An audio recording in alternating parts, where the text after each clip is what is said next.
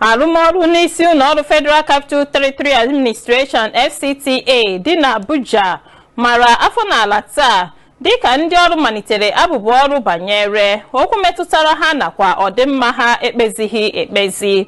Nyabụ abụbụ ọrụ sochiri ọnụ ntụzi nke otu Joint Union Action Congress JUAC nyere ndị ọrụ niile n'akụkụ nakwa ogo dị iche iche ka ha kwụsị arụmọrụ ha ka oge enyedebere ka akapịa nyabụ okwu ọnụ bịara n'isi njedebe na-enweghị ife ọbụla emere ka ọ na-emeghachi omume banyere nkwụsị ọrụ ahụ. Ụlọọrụ FCT kwuru na n'ime ife 14 ndị ọrụ chọrọ ka emegoro na ife 4 ndị ọzọ fọdụrụ afọdụ ka a ka na-akapị ọnụ. Onye nnukwu enyemaka pụrụ iche nye onye FCT minista n'okwu metụtara ozi ọha nakwa soshal midia Olayinka mere ka amata maka nyabụ ife.